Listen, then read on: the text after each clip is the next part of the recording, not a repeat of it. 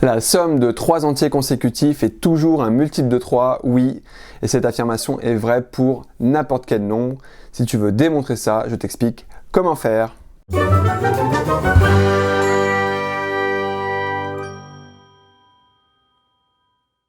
Pour commencer, on va analyser la consigne. Et dans cette consigne, on voit que l'on va devoir travailler avec 3 entiers consécutifs. On pourrait reformuler cette phrase par 3 nombres entiers consécutifs. Et consécutifs, qu'est-ce que ça veut dire?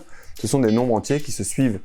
On va donc prendre un exemple avec 4, 5, 6. On évoque ensuite la somme de ces 3 entiers consécutifs. Donc on va donc devoir les additionner.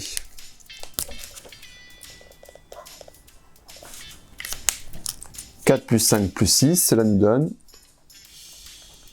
15. Et on nous demande de prouver que cette somme de 3 entiers consécutifs est toujours un multiple de 3.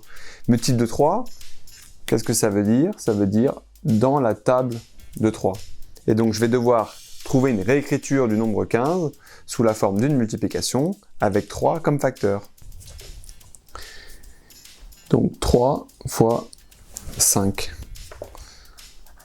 Cette écriture me permet d'écrire que 15 est un multiple de 3. On va prendre un autre exemple, avec par exemple 11, 12 et 13. On va faire la somme.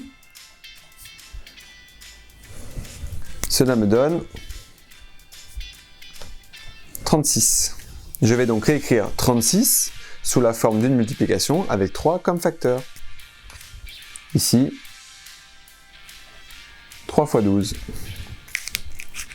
Cela me permet de dire que 36 est un multiple de 3. Si tu penses à ce stade que le problème est résolu, eh bien non, pas du tout. Pourquoi ?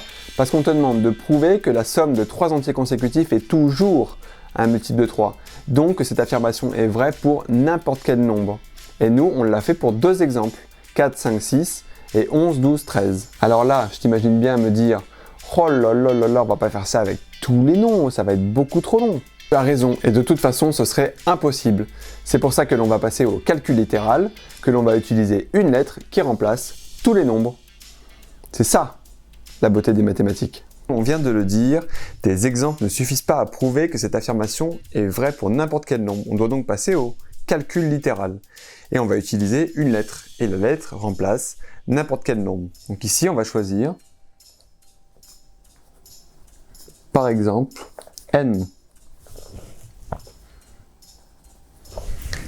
L'entier suivant se traduit par l'expression n plus 1. Et l'entier encore d'après se traduit par l'expression n plus 2. Comme dans l'exemple précédent, je vais faire la somme, mais l'enjeu ici va être de réduire cette expression. Je vais le faire assez vite, mais si tu as du mal à comprendre cette réduction, je mets un lien dans la description qui explique comment faire une telle réduction.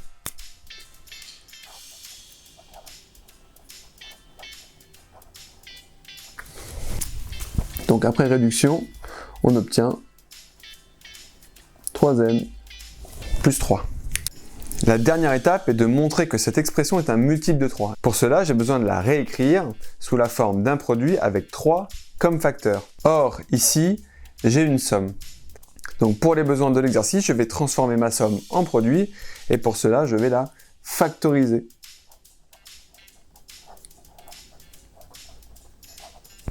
Je vais vite sur cette étape-là, mais si la factorisation te pose problème, je mets un lien en dessous qui explique comment faire une telle factorisation. Après transformation, on voit que l'on obtient 3 fois n plus 1. On a bien 3 comme facteur.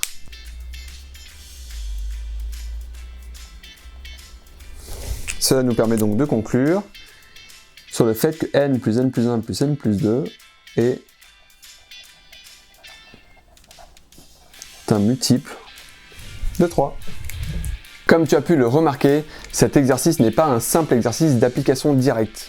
Il faut savoir réduire, factoriser ou alors encore savoir ce qu'est un multiple de 3, mais il faut aussi savoir que les mots prouver ou démontrer dans une consigne impliquent un type de raisonnement particulier. Il faut donc retenir deux choses importantes. La première, c'est que pour montrer qu'une affirmation est vraie pour n'importe quel nombre, une preuve sur un exemple ne suffit pas.